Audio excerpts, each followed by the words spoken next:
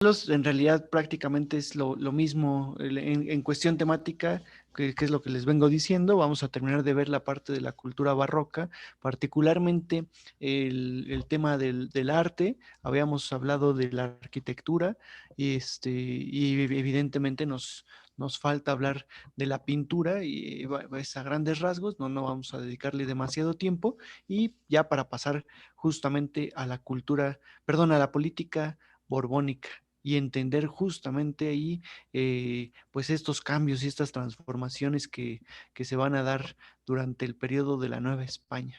¿Sale?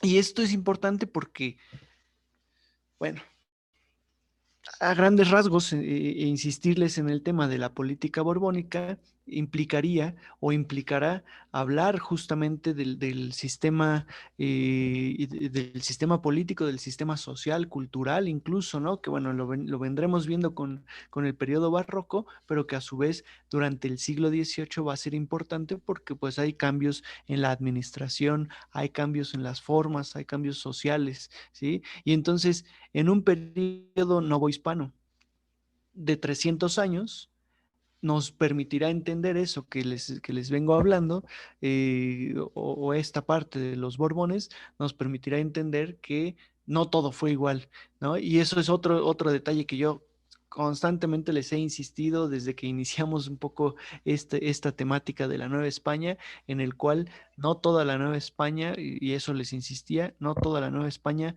fue lo mismo, no todo, no los 300 años de periodo virreinal se dieron las mismas condiciones, ¿no? Porque al final de cuentas es algo importante. Tal vez yo esperaría, yo quisiera, me gustaría mucho, ¿no? Que cuando terminemos los temas de Nueva España, ustedes de pronto sean capaces también de identificar a lo mejor ciertos aspectos de ciertas épocas, ¿no? Yo les he marcado mucho esos tres momentos en los cuales el primer periodo, el primer momento de conquista y de expansión y de aculturación, de evangelización, ¿no?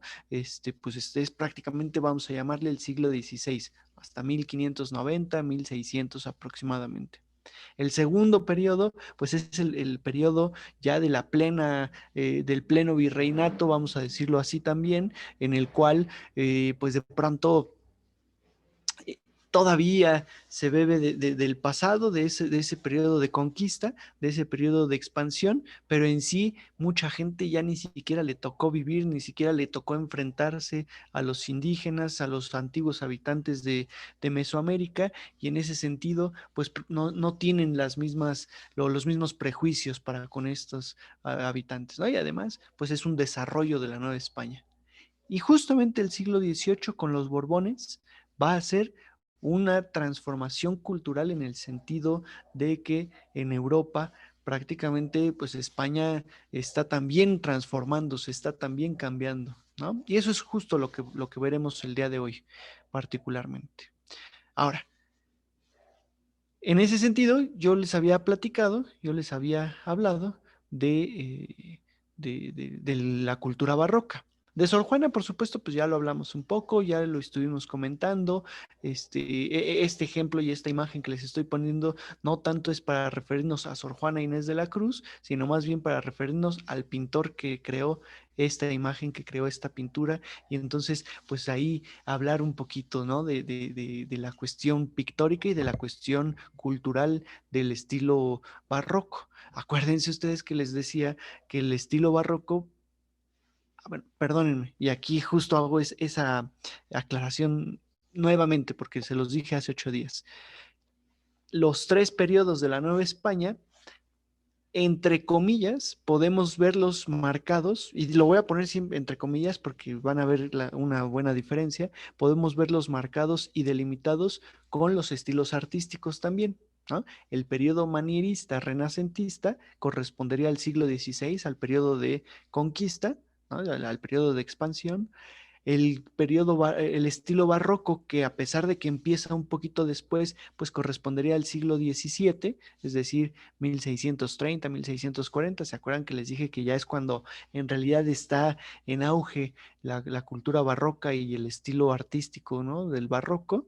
Y ese se alarga, se extiende hasta 1780, 1790, y sin embargo, entre comillas también, ese último año, ese último periodo del siglo XVIII en realidad, pues lo correspondería al estilo neoclásico, ¿no? Entonces, insisto, aunque por ahí hay un pequeño desfase, sí tenemos igual tres periodos, tres estilos, tres culturas o tres aspectos culturales que sí van a delimitar a la sociedad particularmente.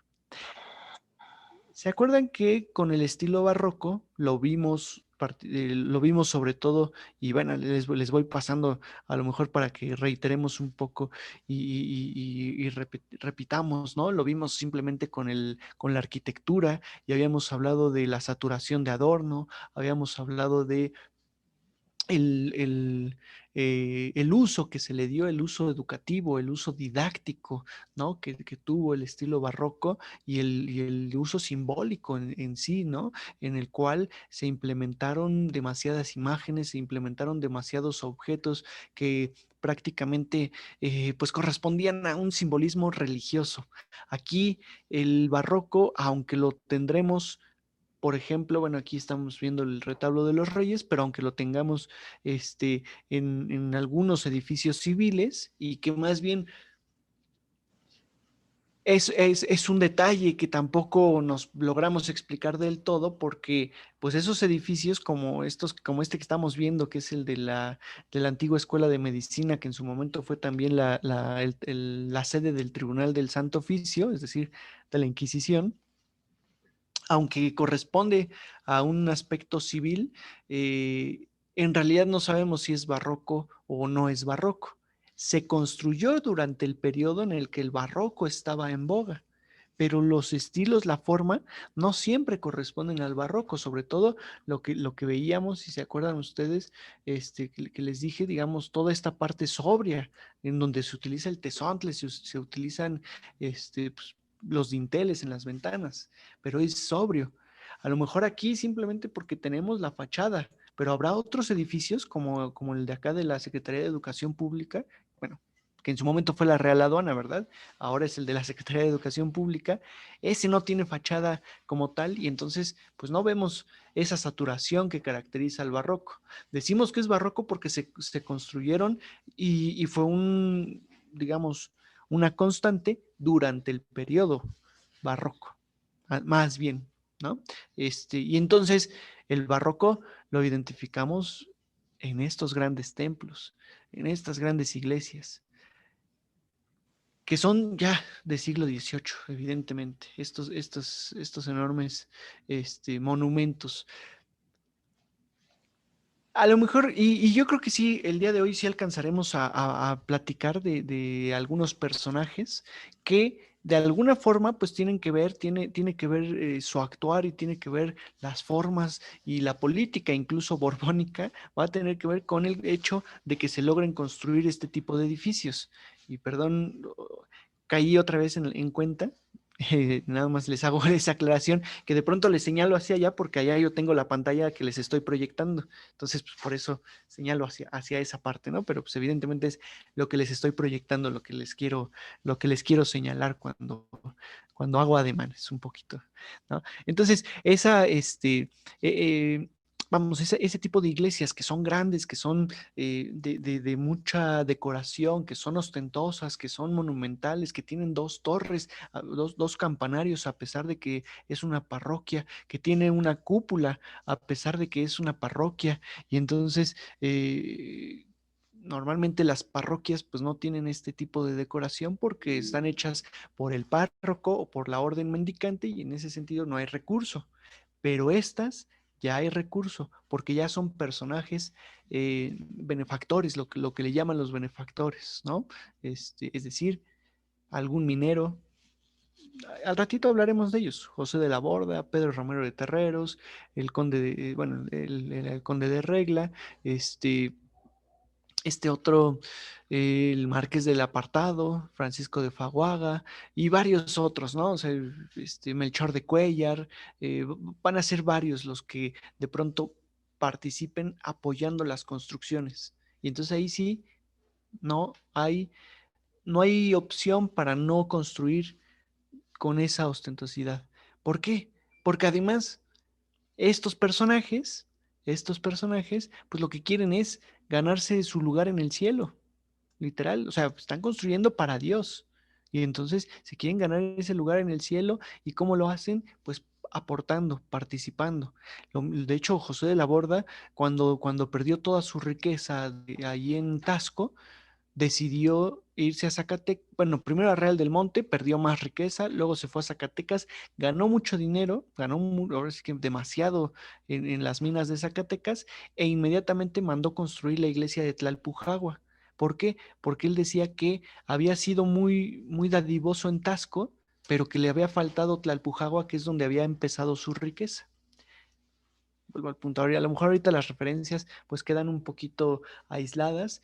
Ya que comentemos bien cómo surgen estos mineros, pues evidentemente se entenderá. Ahorita simplemente es para entender el estilo artístico, ¿no? El estilo barroco que está demostrado en todo su esplendor y en todas sus partes de la iglesia. Y lo mismo habíamos visto en Zacatecas con su gran fachada, ¿no? Evidentemente también es otro factor, otra cuestión importante. A pesar de que en algunos pueblos hay muchas iglesias grandes, iglesias de buena decoración, casi siempre y casi vamos a notar que en los pueblos mineros es donde más lujo y más monumentales pueden ser los mismos templos. Entonces, pues es una coincidencia, pero al final de cuentas es más bien, perdón, no es una coincidencia, sino más bien es un factor relevante en el sentido en que esos mineros pues son los que tienen el recurso, evidentemente. ¿Sale? Y entonces ya un poquito habíamos visto este tipo de fachadas. Ahora, en cuestión pintura. En cuestión pintura vamos a tener también una disyuntiva. ¿Por qué? Porque siempre se ha dicho, incluso si ustedes pudieran ver o pudiesen ver el grueso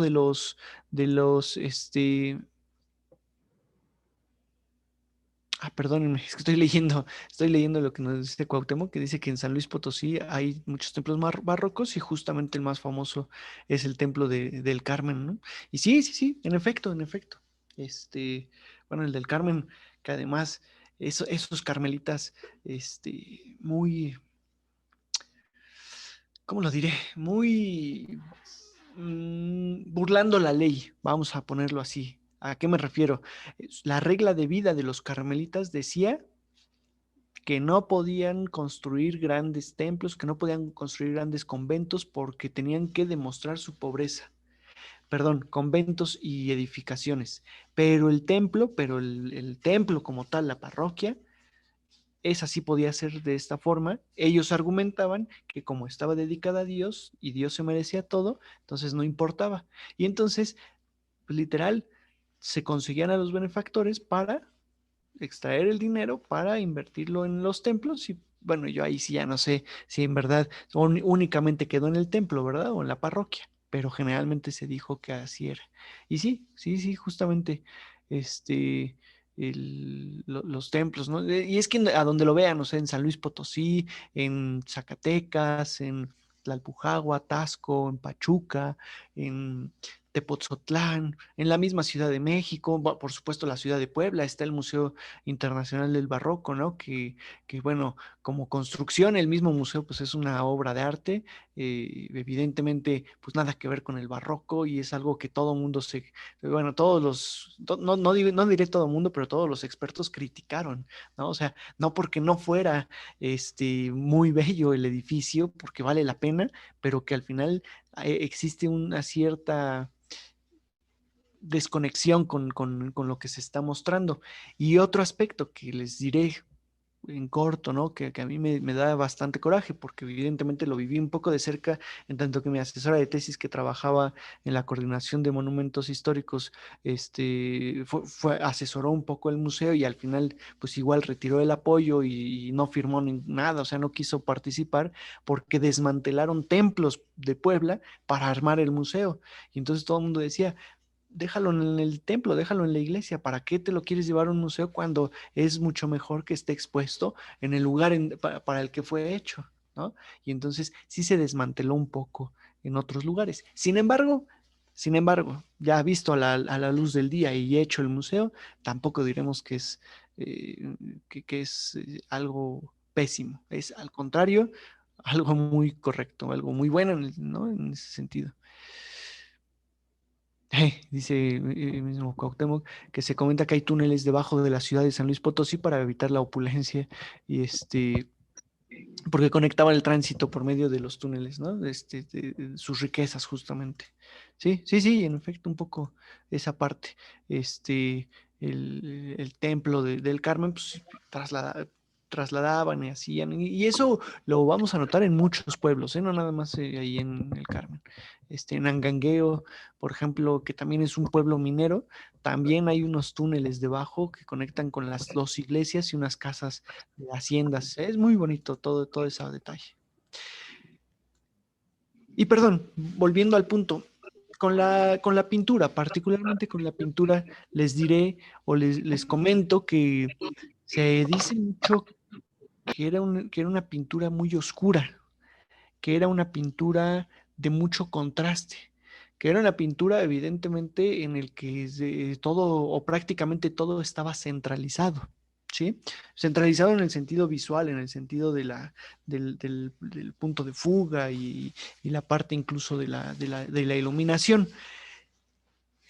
Cuando uno voltea a ver este tipo de imágenes y las que les voy a enseñar, de pronto podríamos pensar que no era tan oscura, que no era muy, pues que a lo mejor se estaba exagerando, que a lo mejor lo que se decía del barroco pues simplemente era porque como venía por parte de la iglesia, venía todo dado, me refiero al estilo artístico y la dirección venía dada desde la iglesia católica, pues entonces los opositores a la iglesia, particularmente los de la ilustración, pues argumentaban también que esto era malo, ¿no? Y a lo mejor echaban un poquito más de tierra de lo que en realidad era. Y sin embargo, también hay que tener claro, y ustedes pueden ir al Munal particularmente y a las mismas iglesias, a los mismos templos, y hay que tener claro que estas imágenes que ahorita tenemos en la computadora, ahorita tenemos en las pantallas, ya están trabajadas y ya están modificadas para poder apreciarlas bien. ¿Sí? Es decir, no tienen la iluminación que ahorita estamos viendo, a lo mejor que en la proyección, no, o no siempre tienen esta iluminación, que muchas veces estas zonas de las esquinas sí son muy oscuras o sí son más oscuras y generan demasiado contraste, y esa es la particularidad de la pintura novohispana del estilo barroco. Y la luz principalmente se centra en el personaje principal. ¿Sale? Acuérdense ustedes que durante el periodo novohispano vamos a tener grandes pintores novohispanos que demostraron y que fueron la bandera para los criollos en realidad, demostrando que tenían la capacidad desde acá, desde la Nueva España, para poder llevar a cabo este tipo de obras y este tipo de acciones. En España siempre se manejó, siempre, bueno, siempre es un decir, sobre todo en cuestión académica, en cuestión de talleres, se manejó que la Nueva España no tenía, que quien había nacido en la Nueva España no tenía la capacidad y no tenía, este, el, digamos, la destreza para llevar a cabo estas pinturas. Y entonces siempre se menospreció, ¿no? Y la verdad, así lo decían. Ahora, entendamos la cuestión social. ¿Por qué se decía eso? Pues porque evidentemente un pintor, vamos a decirlo así, un pintor chafa, ¿no? Chafita español, venía a la Nueva España y por el simple hecho de ser español, pues tenía cierto renombre y en ese sentido, pues le pagaban bien, ¿no? Los mecenas, particularmente los conventos, las iglesias o los mismos nobles, pues le pagaban bien por el simple hecho de ser español. Y entonces, en tanto que desde allá, desde España, se dedicaran a menospreciar a los pintores novohispanos, lo que estaban haciendo era revalorar también a los pintores españoles. Y en ese sentido, pues les convenía. Por otro lado, aquí se demostró demasiado durante los primeros años, perdón, del siglo XVIII, se demostró bastante que tenían capacidad algunos pintores o muchos de ellos, ¿no? Podemos decir muchos, pero en realidad solamente destacaron unos cuantos, unos 10, 15 pintores a lo mucho, ¿no? Que tuvieron renombre y que hicieron mucha obra durante la Nueva España. En realidad es muy poquito, pero bueno, al final de cuentas no dejaron de existir todos ellos. Uno de ellos es Miguel Mateo Maldonado y Cabrera, mejor conocido como Miguel Cabrera, ¿sí? O sea, Mateo Maldonado, quién sabe de dónde se inventaron ese nombre porque nadie lo conoce así, ¿no? Y bueno, evidentemente, pues lo extrajeron del acta de bautismo, ¿no? Cuando hicieron toda la investigación de estos pintores, porque evidentemente, pues existía, pero todo el mundo conoce o lo conoce como Miguel Cabrera, que fue de San Miguel Tlalixtac, en Oaxaca. Este fue un pintor novohispano que se caracterizó, pues, evidentemente por ser de estos máximos exponentes de la pintura barroca durante el periodo virreinal. Bueno, vivió de 1695 a 1768 y su obra particularmente, pues, la hace en los últimos 30 años de su vida, ¿no? Aproximadamente. Aunque inicia de muy joven, la obra magna, la obra grande, es casi al final de su vida. Gracias a Miguel Cabrera conocemos a Sor Juana Inés de la Cruz, porque él es el que hace la pintura de Sor Juana Inés de la Cruz, esta que se hizo en 1751 y que ahora está en el castillo de Chapultepec, ahí en el Museo Nacional del Virreinato, esta pintura, la original, por supuesto, porque ya después hicieron algunas réplicas, ¿no? Para caracterizar a la misma Sor Juana. Parece ser que Miguel Cabrera, y aquí es donde no sabemos ya mucho más de él, perdón, a Cabrera le atribuyen retocar a la imagen de Guadalupe que presuntamente pintó el indio Marcos de Cipiac o de Aquino. Eso me lo pone Juan Carlos, justamente. Y sí, en efecto, Miguel Cabrera, ahorita les platico un poquito de él, nada más para hacer el comentario de justamente, o no, a retomar el comentario de Juan Carlos. Miguel Cabrera se dedicó a una obra mariana y sobre todo de la Virgen de Guadalupe. Es decir, hay pinturas de la Virgen de Guadalupe en muchos lados hechas por Miguel Cabrera, perdón, en Tepoztlán, en San Miguel de Allende, en Guanajuato, en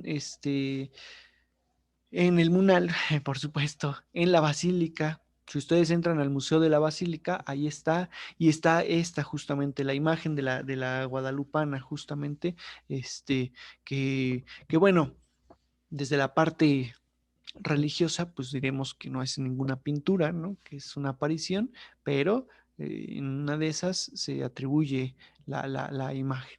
Incluso en el Museo la del Carmen, acá en la Ciudad de México, en el Museo del Carmen, que es que sobre todo se refiere más a pintura novohispana, aunque es arte novohispano. Hay una pintura de Guadalupe y muchos dicen que puede ser de Cabrera.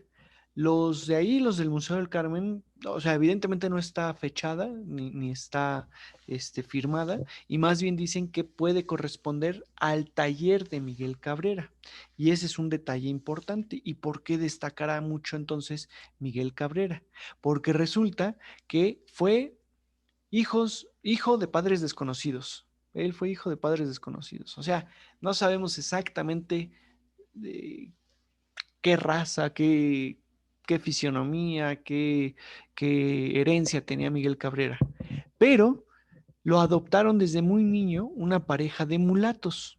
Y entonces las fuentes dicen, las fuentes de la época incluso mencionan y esto lo sabemos porque pues en las cartas, en los carteos se quejaban o le solicitaban al mulato Cabrera pinturas X. Entonces decimos mucho, ¿es mulato porque era ahijado de mulatos o porque fue criado por mulatos? O porque en realidad él fue mulato también, ¿no? A lo mejor pues, eran sus tíos, eran sus primos, sus parientes, tal vez estos mulatos, y en ese sentido, pues él también lo era. No lo sabemos exactamente, pero siempre se atribuyó a que era mulato, y que el hecho de que fuera mulato y que además tuviera un taller de pintura en el cual pues enseñara a personas, a más aprendices, las técnicas y las formas, pues eso ya era grande y eso ya era muy importante en la Nueva España. ¿De acuerdo? Entonces, pues siempre se va a exaltar también la obra de Miguel Cabrera también por esta situación. ¿Ok?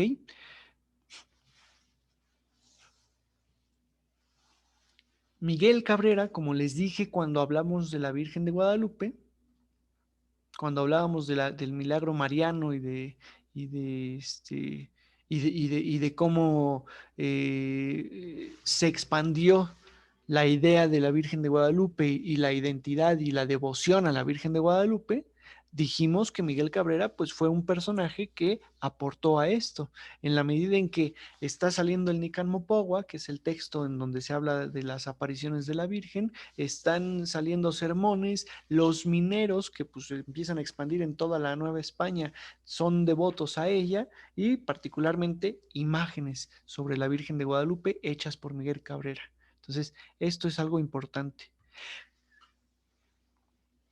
Tan relevante fue Miguel Cabrera que se convirtió en pintor de cámara del arzobispo Manuel José Rubio y Salinas. Ese sí lo tuve que leer porque no me sabía todos los arzobispos, ¿verdad?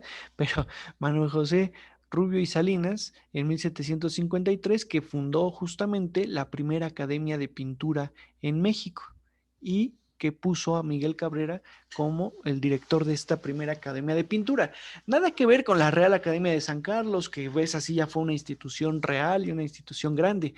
Esto particularmente fue el taller de Cabrera, hacerlo un poquito más grande y tener una matrícula de alumnos pues, un poco mayor, ¿no? A eso se refería ese taller de pintura. Si se dan cuenta, perdón, acá regreso, el asunto también con la pintura novohispana, más allá de que normalmente era una pintura religiosa, cuando no era necesariamente religiosa la pintura, lo que sí es que es una pintura barroca en cuestión de saturación de elementos, ¿sí? Pudo haber estado Sor Juana, pudo haber estado Sor Juana con un fondo plano, con un fondo más sobrio. Y sin embargo, pues este es el barroco. Es decir, libros por todos lados, texto al medio, medallones, un reloj que no tenía, o sea, que si le quieres quitar, que si le quieres quitar elementos, pues tienes muchos para quitar y no romperían con la imagen de Sor Juana, porque aquí lo que interesa es Sor Juana, la representación de ella. ¿Qué es lo que hace el estilo barroco? Contextualiza. O sea, yo les estoy diciendo que no importarían, pero en realidad sí importan, porque el barroco justamente es descriptivo, es educativo. El barroco es, como les dije, es didáctico. Entonces, pues evidentemente todo esto nos está diciendo algo, nos está hablando de la época y del momento y no nada más de Sor Juana Inés de la Cruz. Es algo característico y es algo importante también para este estilo. Por supuesto, bueno, la Virgen de la Asunción, que también es de Miguel Cabrera, que es una obra muy sobresaliente, muy relevante.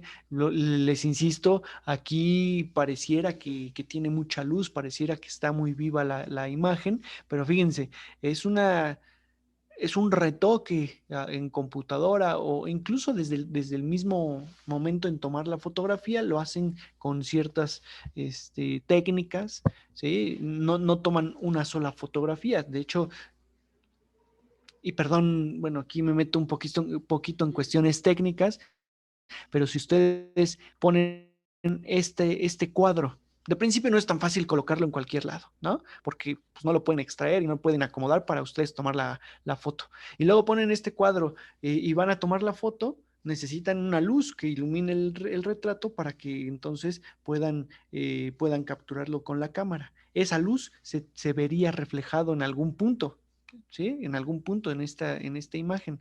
¿Y qué es lo que hacen? Evidentemente tampoco hay un escáner como tal, sino son técnicas fotográficas que les enseñan en la Escuela Nacional de Restauración, en donde toman cuadrito por cuadrito y van armando y van eliminando la luz, pero a Oye, su vez Daniel, van retocando. Sí, sí, dime, Marco. ¿este es el que está en el Munal?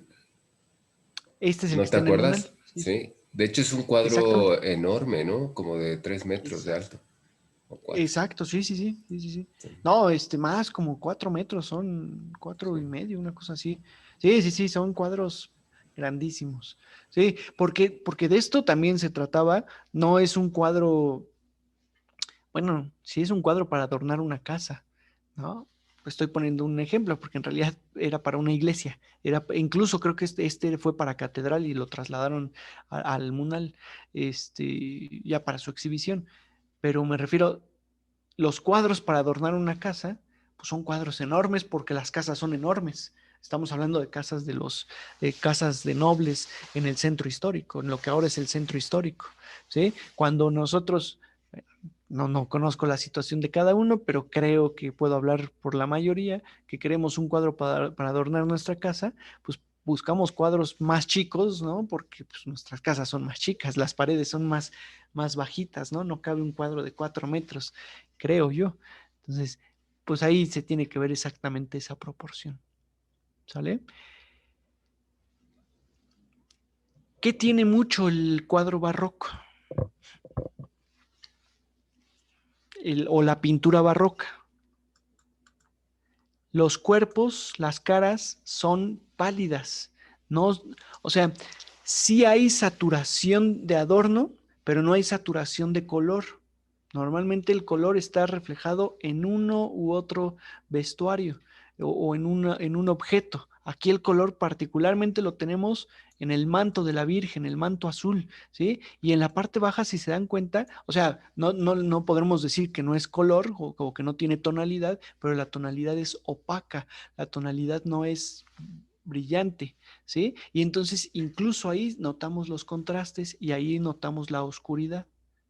O sea, a lo mejor no es tanto porque sea negro y para nosotros lo oscuro es negro, sino más bien porque al final no hay luz en los colores, en las tonalidades. Eso es algo particular.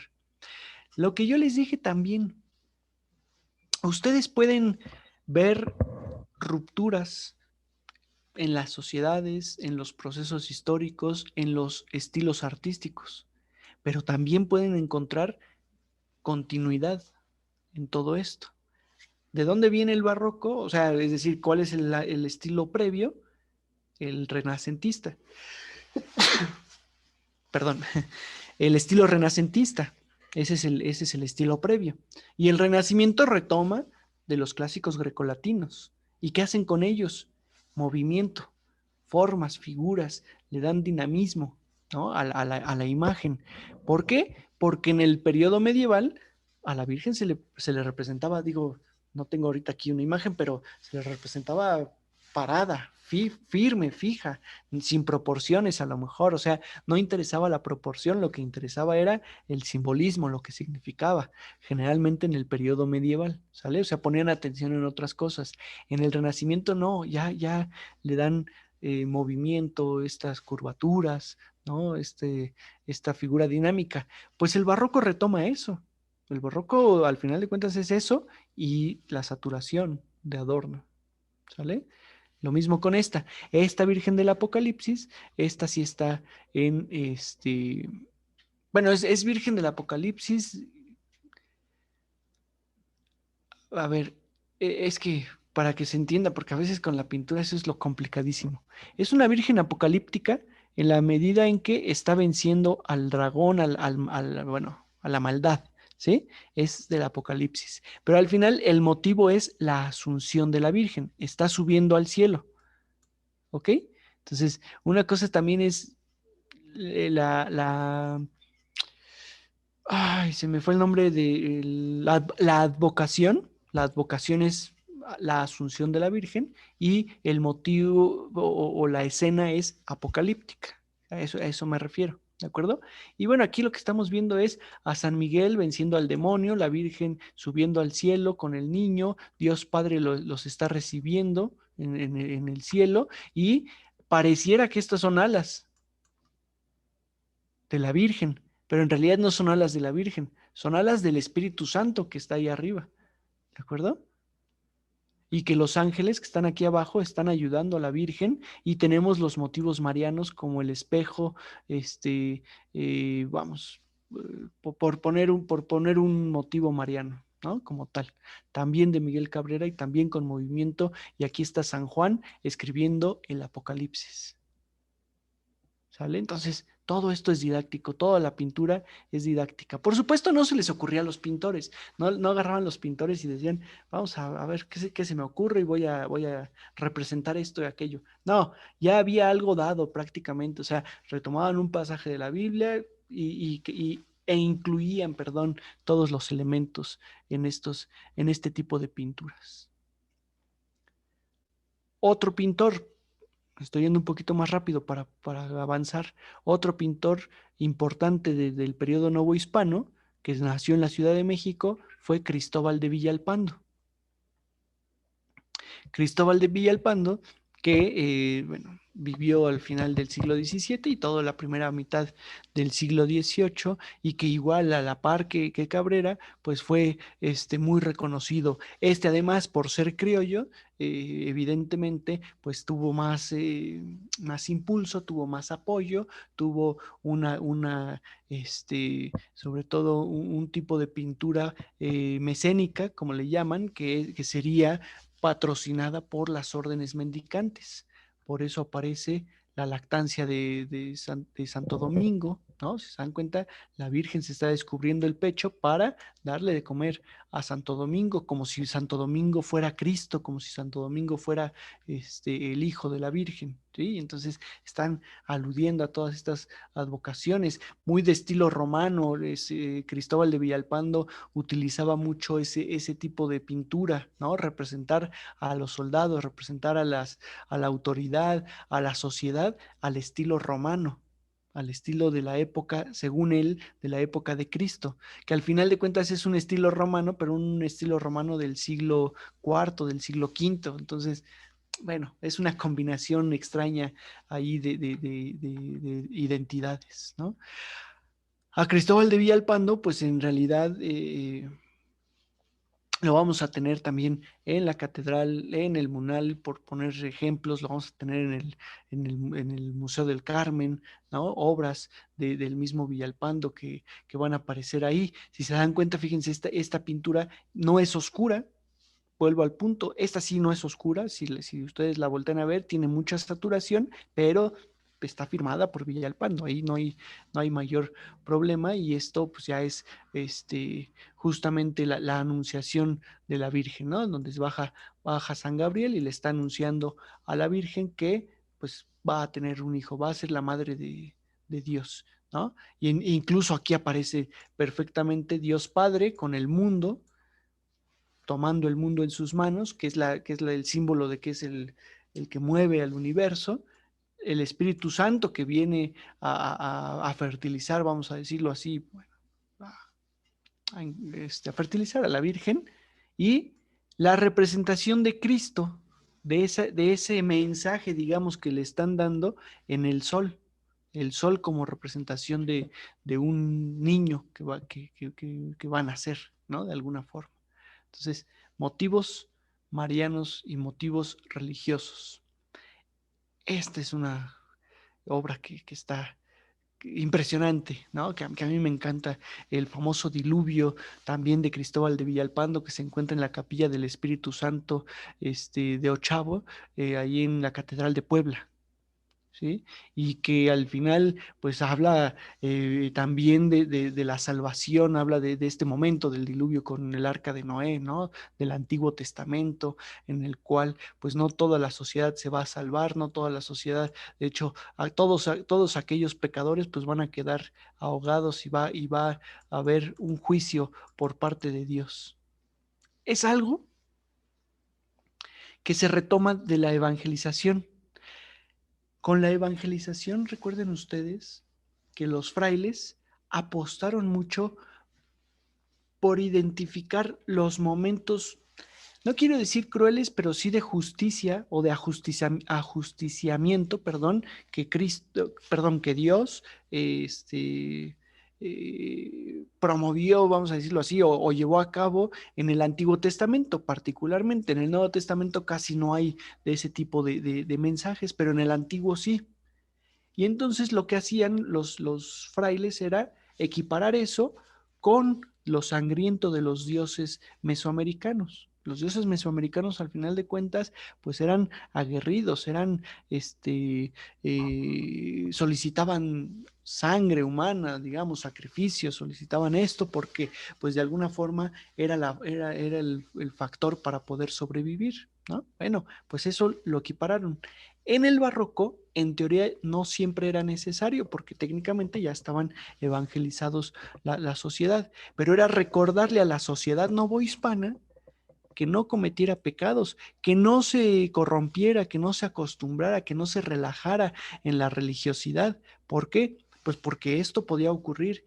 Dios podía juzgar. Dios iba a juzgar en algún momento, al menos al final de la vida de cada quien estaba el juicio de todo, de Dios. Y en ese sentido, pues tenías que cumplir con tus devociones, porque si bien al principio, y volvemos al punto de los periodos novohispanos, el primer periodo, que es el siglo XVI, son neófitos prácticamente los indígenas y se les medio perdona que no sepan, al final pues actuaban de una forma contraria muchas veces a los valores religiosos.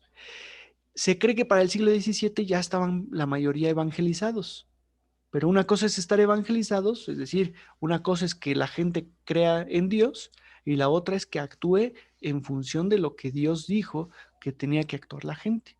El asunto es que esa sociedad del siglo XVII se relajó, se corrompió. Esa sociedad de pronto utilizó, más bien no es reutilizar, sino utilizó esa religiosidad a su favor. Y entonces la fiesta era una fiesta, lo voy a poner, a lo mejor la comparación no es tan correcta, ¿no? Pero lo voy a poner como en la actualidad.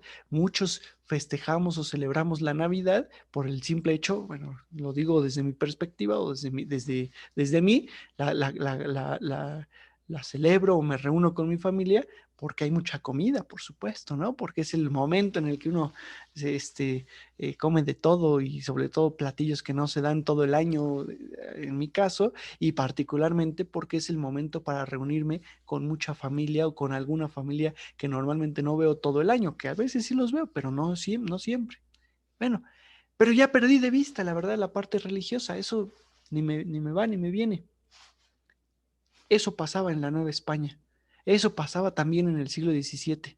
La fiesta servía para presumir las vestimentas, para salir a la calle y ver quién era más poderoso que el otro, quién iba hasta adelante, pero lo religioso quedaba de lado. Entonces, había que recordarles constantemente, de acuerdo a los sacerdotes, de acuerdo a la misma Inquisición, había que recordarles a cada momento que no, que no relajaran esa religiosidad, ¿no? Que no se relajaran con esa religiosidad. Y qué mejor que con todo esto. Cuando uno voltea a ver esos cuadros, perdón, y volviendo al punto de las imágenes y de la pintura novohispana, es tanto que no vemos detalles, o sea, que podemos ir viendo poco a poquito, cuestión por cuestión, el templo, este templo a qué corresponde, el arca qué forma tiene, estos personajes que se están intentando salvar, los barquitos arriba, estos de acá, todo, detalle tras detalle. Y sin embargo, y sin embargo, en la época novohispana, o sea, a nosotros nos abruma tal vez, pero en la época novohispana tenían la capacidad para ver todo eso, porque tenían la educación, yo diría, para ver todo esto, ¿no? Para detectar todo ello. ¿De acuerdo? Y ahí están, más pinturas de Villalpando. Este es el jardín del Edén, el jardín edénico, muy interesante, muy bonito, ¿no? Ahora, o sea, ya motivos otra vez, perdón, del Antiguo Testamento. Un momento el arca de Noé, el diluvio, y en otro el jardín de las delicias, el jardín edénico, ¿no? Que además se combina con textos de la época en donde en Italia y en Francia particularmente salieron muchos motivos y muchos personajes hablando del jardín edénico y del jardín de las delicias y insisto, era toda una temática, ¿no? Esta parte. El otro pintor, ya para ir terminando, para avanzar, el otro pintor que destaca demasiado, y digo, les puse tres, pero ahorita les menciono otros tantos que fueron destacando, es Juan Correa. Juan Correa,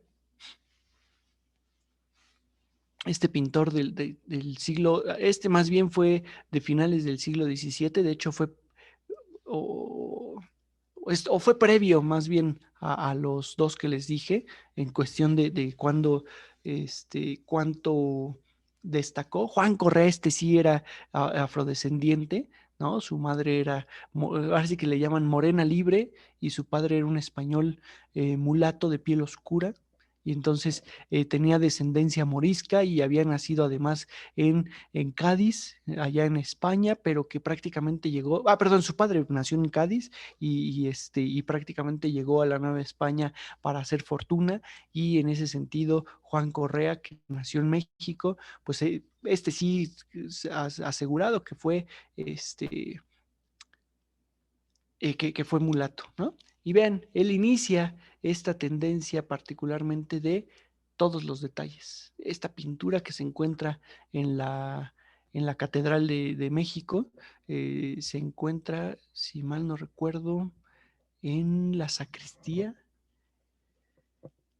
Creo que sí está en la sacristía. No estoy ahorita muy seguro en qué parte de la catedral, pero bueno, ahí está. Y es la Asunción de la Virgen. Pero la Asunción de la Virgen la pudo haber hecho así. Y sin embargo, prácticamente está inaugurando la pintura novohispana con todos los elementos de saturación, el coro celestial, los querubines, los ángeles, los arcángeles, Dios Padre hasta arriba, Dios Hijo que le está recibiendo, el Espíritu Santo que también por ahí, aquí está, que hasta acá arriba, ¿no? Siempre representado con la paloma, el plano celestial, y en la parte baja el plano terrenal con San Pedro y con los apóstoles que están viendo cómo está subiendo esa Virgen y cómo está ascendiendo al trono y la están coronando, ¿no? Entonces, todos estos elementos importantísimos. Juan Correa fue conocido de Villalpando, fue conocido de Miguel Cabrera, no fue maestro de ellos, sino más bien fue maestro de José de Ibarra y de otros tantos personajes, ¿sí? Y al igual que Miguel Cabrera, Juan Correa también tiene pinturas de la Virgen de Guadalupe. Aquí la característica de Juan Correa es la Virgen de Guadalupe con las imágenes de las apariciones en las esquinas. Las tantas imágenes que tenemos de la Virgen de Guadalupe hechas por Juan Correa prácticamente son así.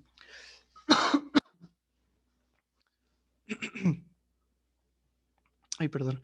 Prácticamente son de esta forma, de esta creación. ¿De acuerdo?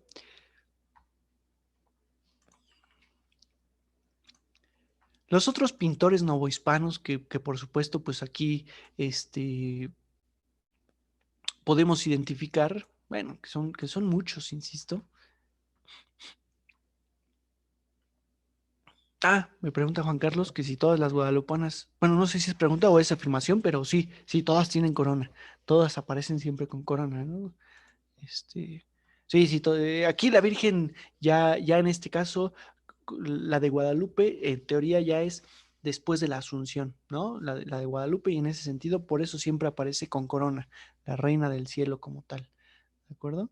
Los otros pintores novohispanos que también podemos ir identificando, bueno, y que vamos a ver en muchas iglesias, ¿no? Pinturas de estos, pues son del siglo XVII, por ejemplo, Alonso López de Herrera, Baltasar de Chave Orio, Baltasar de Chave Ibía, Luis Juárez, Sebastián López de Arteaga, Baltasar de Chávez Rioja, o sea, los Baltasar de Chávez, ¿no?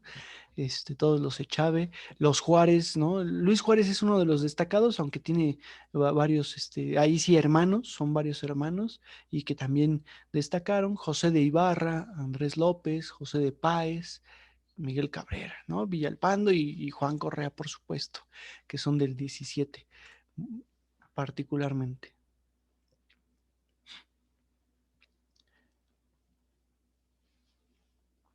Me pregunta Fernando que si este barroco, tipo el cuadro del diluvio, ¿no? Que si es un barroco tardío en la Nueva España, porque el del Bosco es como de 3 siglos antes. Sí, sí, vamos. Ese es otro detalle que lo vimos con la cultura, lo vimos con la sociedad, lo vimos con ahorita lo vamos a ver con las reformas borbónicas. A la Nueva España llegaban tarde las cosas, ¿sí?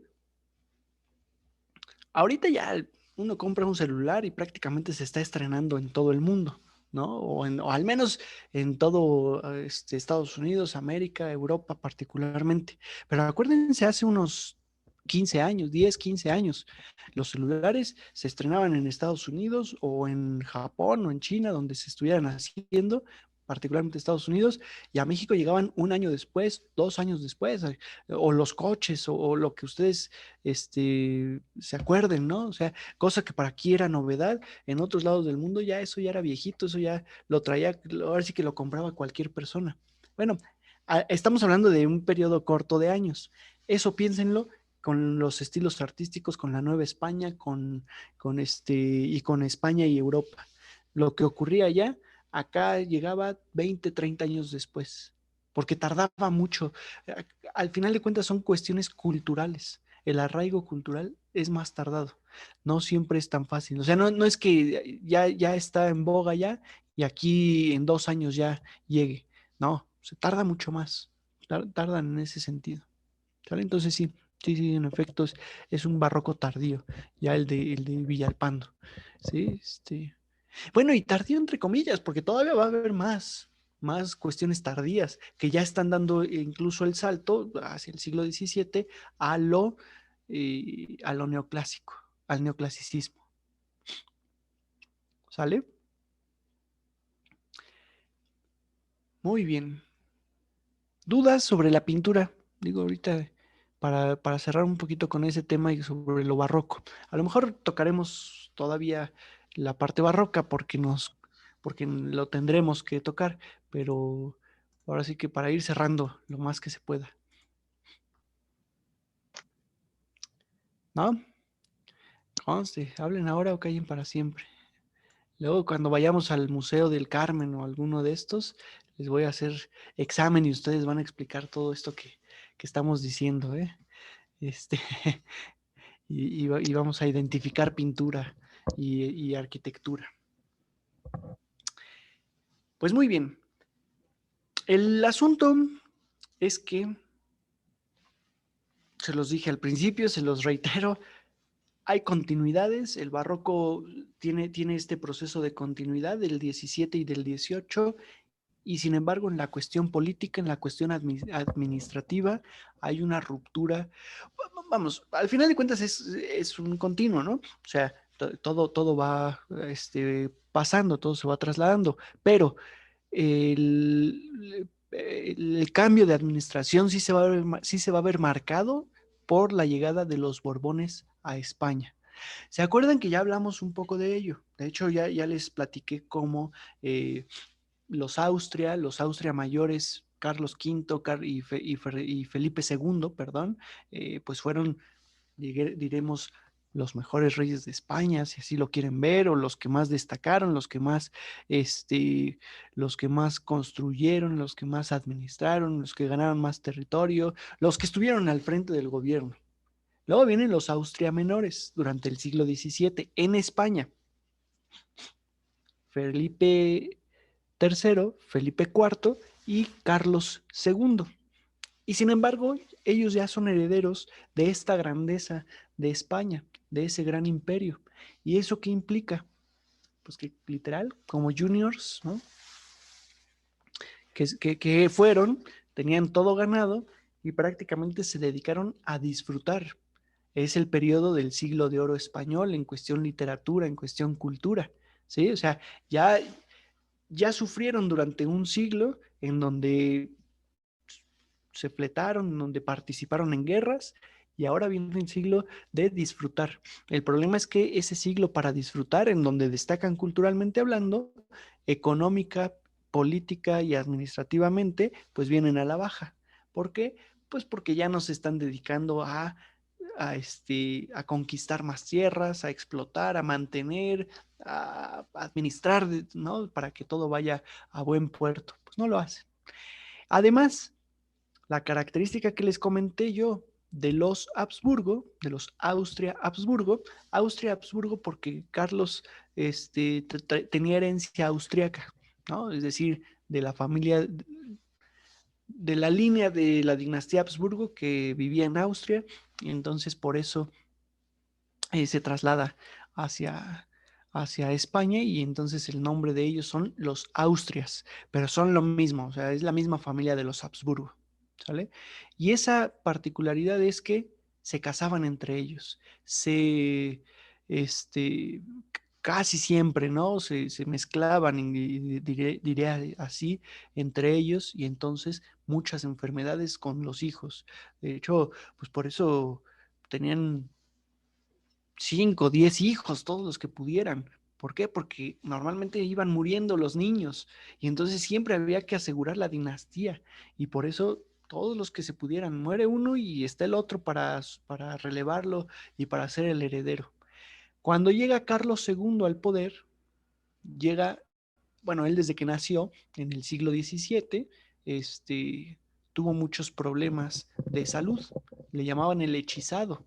Decían que estaba hechizado porque no podía tener hijos. Bueno, no podía caminar a veces, no podía, estaba medio loquito, medio falta de cordura, ¿no? Tenía falta de cordura y todo ello. Al final reinó, aunque decían que sus esposas tuvo dos esposas, ¿no? En distinta época, por supuesto, y eran ellas las que reinaban. Pero cuando muere, muere sin hijos, no puede tener hijos. Y entonces llegan al poder los Borbones por esta guerra de sucesión. 10 años duró, incluso hasta un poco más, unos 14 años en realidad, duró la guerra de sucesión en el trono de España, de 1700 a 1714.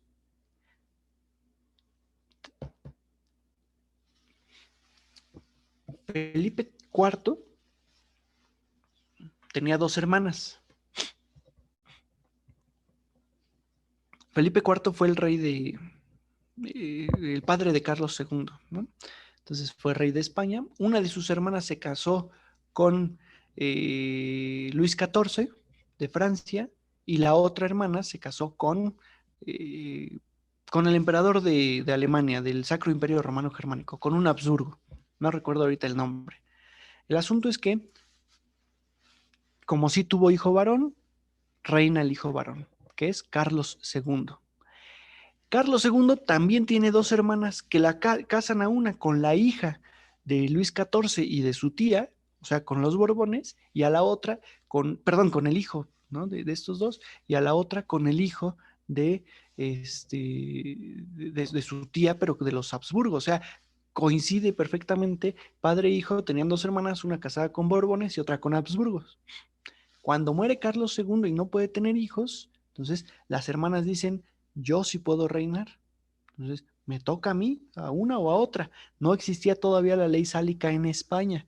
La ley sálica era en Francia, donde las mujeres no pueden reinar, pero en España sí se podía. Sin embargo, como ellas pues ya estaban casadas con otros reyes, pues en teoría ya no podrían ir a reinar. Además, tenían hijos varones, las dos. Entonces, los hijos varones son los que tenían que entrar en la línea de sucesión. Y ahí es donde viene todo el pleito, porque pues unas decían que, así que, y ni siquiera tanto ellas, o sea, al final de cuentas ellas estaban ahí simplemente presentándose, pero o los que apoyaban a unos o a otros eran los castellanos o los catalanes, los de Aragón, que no nada más son catalanes, ¿verdad? Porque todo Aragón pues, también son de Zaragoza y de otras zonas. Pero esos de Aragón apoyaban a los Habsburgo, querían que continuara la misma línea porque ellos odiaban a los franceses, tenían mucho pleito con Francia, y los castellanos ya estaban hartos de estos tres reyes que no, o sea, de los Habsburgo, que no habían reinado, que no habían administrado y que le habían dejado todo el poder a los nobles. Y entonces querían que vinieran los Borbones porque además Luis XIV en Francia había destacado bastante, había llevado a Francia a un momento de estabilidad, a un momento de grandeza política. Al final había roto, digo, más allá de que estaba el cardenal Mazarino y Richelieu y ellos antes, ¿no? Y que tenían buen control los cardenales de Francia, Luis XIV les había puesto mucho límite a la iglesia, y eso es lo que querían o pretendían que se hiciera en España. Y entonces entran a reinar los Borbones a España. Les pongo esta imagen simplemente como representación de que desde antes el barco ya se estaba hundiendo y los Borbones no lograron rescatarlo 100%, aunque lograron darle más vida, vamos a decirlo así, ¿no? A ese barco. Que además, esta es una imagen del realismo español, ¿no? De finales del siglo XVIII y principios del XIX, particularmente. ¿Sale? Evidentemente, sí hay un cambio en la pintura, en el arte, en la imagen que los Borbones están dando. Pero aquí lo que quiero que noten es el cambio en la estructura social, en la imagen, digamos, como vestimentas, en las formas, en la cultura, vamos a decirlo así. ¿Sí me explico? Es decir, cuando los reyes, híjole, a lo mejor me faltó traerles alguna imagen de los otros reyes, pero igual si la llegan a buscar ahorita en internet, pónganle Carlos II, pónganle Felipe IV y van a ver que aparecen los retratos con una vestimenta negra, una vestimenta oscura. A lo mejor creo que Felipe III es el que... Felipe III y Felipe IV son los que aparecen ya con el cuello isabelino, ¿no? Pero de todos modos oscuro, al final de cuentas. El cambio con estos Borbones es las chaquetas, el tipo de medias que utilizan, la banda cruzada, ¿no? Que de pronto ellos se volvieron famosa como si fuera eh, un listón de poder, ¿no? Prácticamente. No lo quiero decir así porque no estoy totalmente seguro, pero no me sorprendería que la banda presidencial mexicana hereda sea herencia de este tipo de representaciones simbólicas de poder, ¿no? Que por supuesto son importantes, ¿sí? Los vestidos de las mujeres, vean lo escotado que están. O sea, claro, a nosotros ahorita hasta nos parece, pues, poquito, vamos a decirlo así, por cómo luego las mujeres se visten ahora, ¿no? Porque pues al final de cuentas son modas y son distintas formas culturales. En esos momentos, entendiéndose que la mujer estaba prácticamente subordinada al hombre y sobre todo en la corte, pues es raro y es muy extraño que una mujer vista de esa forma. Y sin embargo, ahí notamos un cambio. De hecho, más allá de que en el hombre se nota el cambio de vestimenta, en la mujer es muy evidente el cambio de vestimenta. Es muy evidente. ¿Por qué? Porque la cultura francesa, la cultura afrancesada que llevan los Borbones a España en 1700, vamos a ponerle 1700, porque técnicamente desde ese año ya es rey Felipe V, que es el primer rey de los Borbones, pero en realidad llega a España hasta 1714. o sea, después de que termina la guerra, ¿de acuerdo? Entonces, en esos momentos, ese periodo, pues es donde se está notando todo el cambio liberal. Los franceses llevan una cultura un poco más liberal, poco a poco, ¿no? Se afrancesa España de alguna forma. Fíjense, para esa época, para 1730, 1720, 1730, ya está en boga o ya está entrando el estilo neoclásico y las primeras manifestaciones del estilo neoclásico en Francia y en España, y en México llega hasta 1700, perdón, en la Nueva España llega hasta 1791 con Manuel Tolsá. Entonces, vean todo el cambio, digo, toda la tardanza que provoca esto, ¿sí? Bueno, aquí pues simplemente que observen eh, los reyes Borbones, ¿no? Los reyes Borbones que digo, se los digo de manera muy rápida. Estuvo Felipe V, el rey Felipe V, que con su primera esposa, que no alcanzo a ver el nombre, María Luisa de Orleans, creo que es la esposa. No recuerdo, pero es María Luisa, su primera esposa. Con ella tuvo a Luis I, que fue rey de España, él murió. Luego a Fernando VI, que también fue rey de España, también murió. Y luego a Carlos III lo tuvo con Isabel, con su segunda esposa, ¿no? A Carlos III. Luego Carlos III tuvo a Carlos IV. Pero sí, y así, en ese orden que se los dije, también fueron reyes de España, en ese orden todos ellos. Después Fernando VII, ¿sí? Luego Isabel II, que fue hija de Fernando VII, Alfonso XII, Alfonso XIII, Juan Carlos I y Felipe VI de España, que es el actual rey de España, Felipe VI. Entonces, lo que estamos viendo es que en realidad, María Luisa Gabriela de Saboya, me dice Rosa. Sí, gracias, es María Luisa Gabriela de Saboya. Perfecto, que ustedes sí lo alcanzan a ver mejor, creo. O lo buscaron, o se lo saben. Que esa es otra. Bueno, el asunto con esto, al final, bueno, simplemente es mencionarle los reyes, pero Felipe V siempre fue un rey que buscó el retorno a Francia.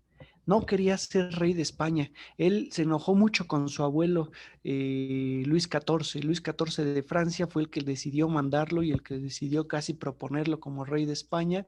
Él anhelaba Francia. ¿A qué voy con esto?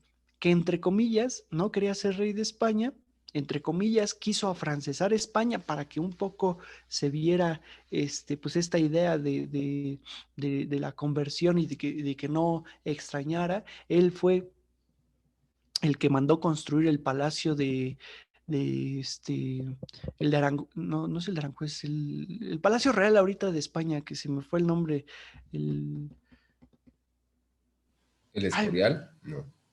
no, el Escorial lo manda a construir Felipe II, el Escorial, ahí en San Lorenzo del Escorial. Y justo ahí residían todos los reyes, hasta Felipe V, que se muda a Madrid. Y se me fue el nombre del palacio, pero de la zarzuela, sí, exactamente.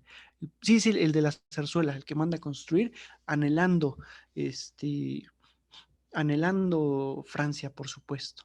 ¿A qué voy con esto? Y digo, a lo mejor es un poquito de rollo para que se entienda el contexto, pero mientras él reinó en España, no hubo cambios significativos en la política española. A pesar de que ya es uno de los Borbones, no hay cambios significativos porque no se preocupó por eso.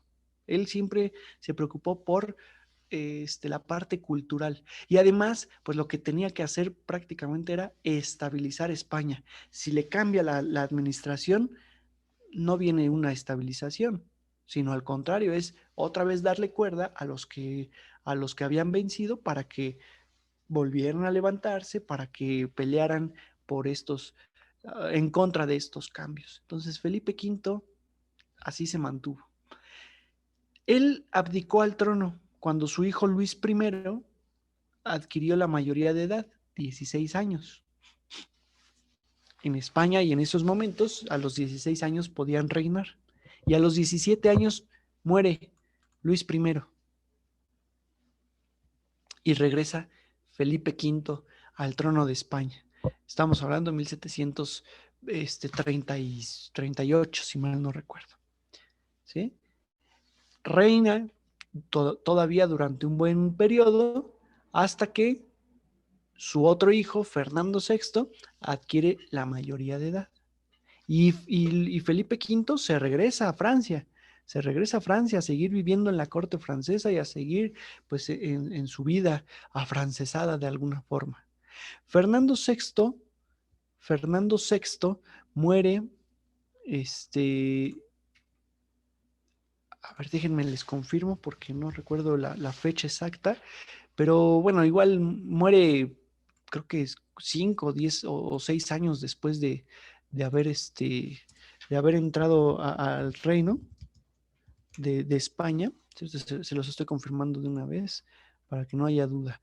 Él fue rey del 46, no, miren, al 59, fueron 14 años los que fue rey de España, y prácticamente muere, y aquí hay una controversia, digo, por ponérselos así, la controversia es, dicen que él murió, algunos historiadores, y que todavía Felipe V regresó a España a reinar. Otros dicen que no, que simplemente regresó ya a supervisar que el tercer hijo, Carlos III, lo sucediera en el trono. ¿Sale? Entonces, prácticamente Felipe V le sobrevivió a sus dos primeros hijos, pero ya Carlos III no. ¿Cuál es lo importante o por qué viene aquí la relevancia con estos personajes? Bueno, el asunto es que ya con Fernando VI y particularmente con Carlos III se inicia este proceso de cambios políticos administrativos que nosotros conocemos como las reformas borbónicas, pero que no son estas reformas tipo la reforma laboral, la reforma energética, la reforma, no sé, las que se les ocurra, educativa, eh, mexicanas, ¿no? Que llega el presidente y viene su bonche de cambios y aquí está todo el cambio y cambia radicalmente en 2, 3, 4 años la situación. No, allá de pronto se les ocurre, ¿saben qué? Pues ahora va a ser esto, y ahora se va a reinar así, y ahora esta es la regla, y ahora esta es la ley, y poco a poco, después de 20, 30, 40 años de cambios, pues ya no es lo mismo, ¿no? Ahora sí que ya existe un antes y un después. Los historiadores a todo eso se dedicaron a llamarle reformas borbónicas porque son cambios en la administración, pero son cambios progresivos, poco a poquito, que buscaron particularmente de principio intentar lograr una centralización total de sus posesiones fuera de España. ¿A qué vamos? Si de por sí la Nueva España estaba medianamente centralizada, pues ahora con mucha mayor razón. Carlos III se le conoce como el rey culto, el rey que llevó el neoclasicismo a España, porque él fue rey de Nápoles mientras sus hermanos estaban reinando en España. Y cuando mueren, pues en automático hereda la corona de España y de Nápoles, y en ese sentido de todas las posesiones. Al haber estado en Nápoles, conoció la cultura clásica y la cultura renacentista. Ahora sí que vamos a decirlo así, le gustó bastante y la intentó implementar en la mayoría de las colonias, pero entendía que también eso implicaba tener una administración mucho más centralista como lo hicieron en el Imperio Romano. Esos son discursos del propio Carlos III. Y entonces decía, bueno, el recurso, la plata, vamos a ponerlo así, vamos a decirlo porque es lo que aportaba la Nueva España, la plata que viene de Zacatecas, de Tasco, de Real del Monte, de Tlalpujagua, de San Luis Potosí, de Durango, puede llegar a la Ciudad de México. Y acuérdense que antes de Carlos III, llegaba ahí a la Ciudad de México, bueno, llegaba aquí a la Casa del Apartado en la Ciudad de México, se mandaba lo que se tenía que mandar el Quinto Real a España y aquí se distribuía para administrar, digamos, y para enriquecer. Pero evidentemente, pues la cultura española, y aquí creo que nadie nos vamos a ofender, espero que no, pero la cultura española es de corrupción. Eso es lo que trajeron también los españoles lo dirían, ¿no? Es decir, pues sí, se fuga el dinero, se va por otras vías, se enriquecen muchos nobles, se enriquecen muchos corregidores, particularmente el de Querétaro, y vamos, el virrey mismo, ¿no? Pues, echa mano de eso. ¿Qué dice Carlos III? Manda nuevos administradores, manda visitadores de la corona que supervisen que toda la plata se vaya directito a Madrid. Plata de la Nueva España y el oro del Perú, que fueron los que solventaron las guerras de Carlos III contra Inglaterra y contra Holanda. Y entonces, ya que llegaba allá, pues ahora va de regreso, ¿no? El presupuesto que le correspondería, digamos, a la colonia novohispana, porque ese es otro detalle. Con estas reformas borbónicas, particularmente, ahora sí se le dio un trato de colonia a la Nueva España y al Perú. Ahora bien, yo les digo que se le dio un trato de colonia, pero ya era imposible el trato total como una colonia como los ingleses en África o como los ingleses en Estados Unidos, porque ya había instituciones en la Nueva España. Entonces, el trato de colonia únicamente era en el recurso, la explotación del recurso. ¿Sale? Y eso es algo que no pasaba 100% con los Austria.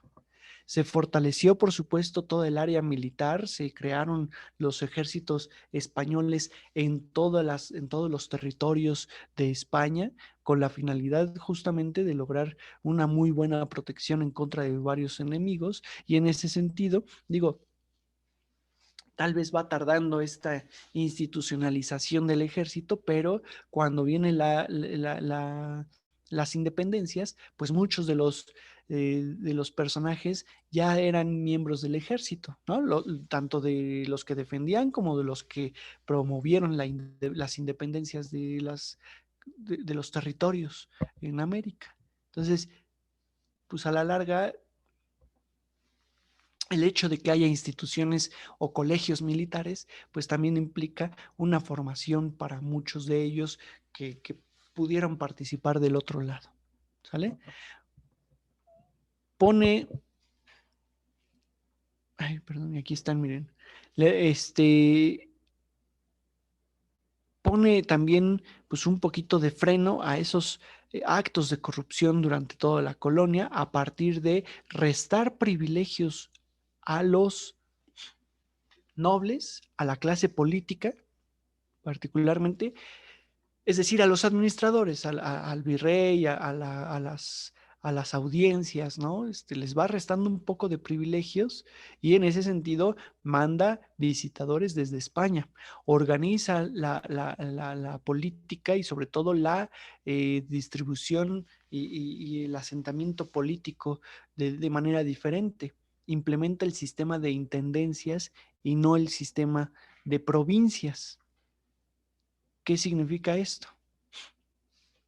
Una provincia, la provincia de Puebla, la provincia de Antequera, ¿se acuerdan que pues, sería como el estado, como un estado, vamos a decirlo así, de la República? Técnicamente generaba su propio recurso, aportaba el recurso ¿cómo se dice? A la Nueva España, al virrey, y en ese sentido aportaba el recurso a España. Bueno, el sistema de intendencias implicaba que todos dependían del centro político que era la Nueva España y sobre todo de Sevilla, ¿sale? Y entonces centraliza demasiado esto al grado que quita privilegios y entorpece muchas veces la parte administrativa, perdón. Pues bueno, eso es particularmente. Aquí hablan, por supuesto, de obtener más recursos económicos, que eso ya viene implícito en todo esto que les estoy diciendo, y las nuevas formas también de organización social, que implica, pues simplemente crear nuevos nobles. Yo ahí les diría eso, no es como tal nuevas formas de organización social, sino la creación de nuevos títulos nobiliarios, ¿sí? Hacer menos a los otros y crear nuevos que impliquen pues mayor poder económico y político. ¿Por qué? Porque esa fue una tendencia de Carlos III, otorgar títulos nobiliarios a estos mineros, hablando de la Nueva España, a los mineros, pues que tenían todo el recurso, y entonces el noble ya es rico, el noble tiene poder, pero el noble está agradecido con el rey, y en ese sentido hay un apoyo hacia el rey, cosa que la nobleza anterior, que no se le puede quitar el título nobiliario, pero simplemente se hace menos, ni tiene tanto poder económico y en ese sentido no tiene un vínculo con el rey y con el poder del rey. ¿Sale? Entonces, por ahí va esta administración de los Borbones. ¿Dudas? Oye, yo más que también está el tema de la relación con la iglesia, ¿no? Y la expulsión de los jesuitas y todo este rollo, ¿no? Exactamente. Sí, tienes ahí mucha razón. Justamente la parte de esa relación con la iglesia es ahora es que vamos a decirlo así, poner en su lugar a la iglesia católica, ¿no? Es un momento, digo, estamos hablando de varios años del siglo XVIII, pero, por ejemplo, en 1772 inicia la secularización de las doctrinas de indios. Le quitas poder a las órdenes mendicantes, que de hecho ya se los había quitado, le das un poco más de poder al clero secular, pero a su vez le quitas poder en los colegios y en la universidad. O sea, la iglesia puede seguir en sus asuntos eclesiásticos, puede seguir teniendo sus colegios para sus nobles, perdón, para sus miembros, pero ya no para toda la población. Se empiezan a fundar reales academias, que eso, bueno, son temas que nos quedan ahí pendientes, que lo vamos a ver dentro de 8 días, la fundación, la transformación al neoclásico y los nuevos ricos y todos estos aspectos académicos, culturales del periodo de los Borbones, pero que además, pues evidentemente implican que la iglesia se vaya a sus asuntos, que ya no rija el estilo artístico, por ejemplo, que ya no dicte qué estilo artístico o qué proceso se tiene que hacer. Entre comillas, porque pues, al final de cuentas va a estar involucrada también la iglesia, pero con un poco menos poder, por supuesto. ¿Sale? Todavía nos queda mucho por hablar de los Borbones y justo como dice lo que comentó Marco de la expulsión de los jesuitas, va a llegar el momento donde hablemos de ellos y por qué se dio esta expulsión y para dar paso también al proceso de independencia de México. Bueno, siempre digo yo, es de la Nueva España, porque quien se independiza es la Nueva España creando el país México. Pero como proceso así debiera ser. ¿Sale? ¿Más dudas? ¿No, nadie? ¿Dudas, preguntas, no, muchas comentarios? gracias, Claros. Muy bien. Buenísimo. Me parece perfecto. Bueno, pues muy interesante. Muchas gracias, Daniel. Muchas gracias a todos. Gracias. No hay más comentarios. Pues nos vemos el siguiente lunes. Seguro que sí. Nos vemos el próximo lunes. Gracias. Muchas gracias. Gracias. Estén muy bien, cuídense. Igualmente. Cuídense mucho. Bye, hasta luego. Bye. Buenas noches. Bye. Bye, bye. Bye.